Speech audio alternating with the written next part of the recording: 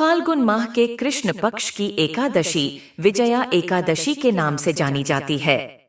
विजय प्राप्ति के लिए इस दिन श्रीहरि की पूजा करना विशेष फलदायी माना गया है। इस व्रत के विषय में पद्म पुराण और स्कंद पुराण में वर्णन मिलता है।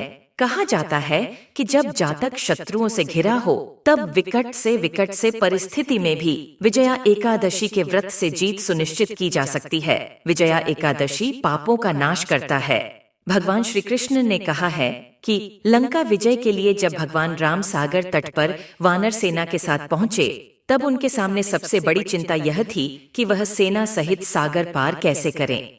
ऐसे में लक्ष्मण जी ने भगवान राम को संबोधित करते हुए कहा कि हे प्रभु, आप सबको जानते हुए भी जो यह मानवीय लीला कर रहे हैं, उस कारण से आप इस छोटी समस्या को लेकर चिंतित हैं। आपकी चिंता को दूर करने के लिए आपसे निवेदन करता हूँ कि आप यहाँ पास में ही निवास करने वाले आर्षि बकदालभ्य से मिलें। आर्षि यहाँ से आगे का मार्ग सुझा सकते हैं। लक्ष्मण जी के अनुनय पूर्ण वचनों को सुनकर भगवान राम बगदालभ्य ऋषि के पास गए।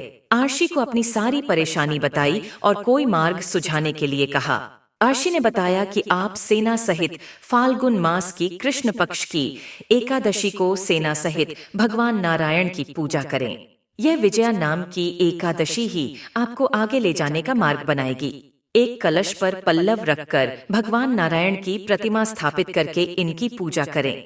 रात्रि में जागरण करते हुए भगवान का नाम स्मरण और कीर्तन भजन करें। अगले दिन सुबह भगवान की पूजा करके ब्राह्मण को दान दक्षिणा दें। इस व्रत से प्रतिष्ठा, विजया, संकट से मुक्ति और मोक्ष की प्राप्ति होती है। जो इस एकादशी व्रत की कथा को सुनता और पढ़ता है उसे वाजपेयी नामक उत्तम यज्ञ का पुण्य प्राप्त होता है। एक बुढ़िया माई थी, मिट्टी के गणेश जी की पूजा करती थी। रोज बनाए रोज गल जाए। एक सेठ का मकान बन रहा था। वो बोली, पत्थर का गणेश बना दो। मिस्त्री बोले, जितने हम तेरा पत्थर का गणेश खड़ेंगे उतने में अपनी दीवार ना चिनेंगे। बुढ़िया बोली, राम करे तुम्हारी दीवार टेढ़ी हो जाए। अब उनकी दीवार टेढ़ी हो गई। वो चिने और ढदेवे, चिने और ढदेवे।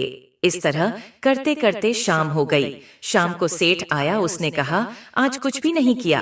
वो कहने लगे, एक बुढ़िया आई थी, वो कह रही थी मेरा पत्थर का गणेश घड़ दो। हमने नहीं घड़ा तो उसने कहा तुम्हारी दीवार टेढ़ी हो जाए। तब से दीवार सीधी नहीं बन रही है। बनाते हैं और आरा देते हैं। सेठ ने बुढ़िया बुलवाई। सेठ ने कहा, हम तेरा सोने का गणेश गढ़ देंगे, हमारी दीवार सीधी कर दो। सेठ ने बुढ़िया को सोने का गणेश गढ़ा दिया। सेठ की दीवार सीधी हो गई। जैसे सेठ की दीवार सीधी की वैसी सबकी करना।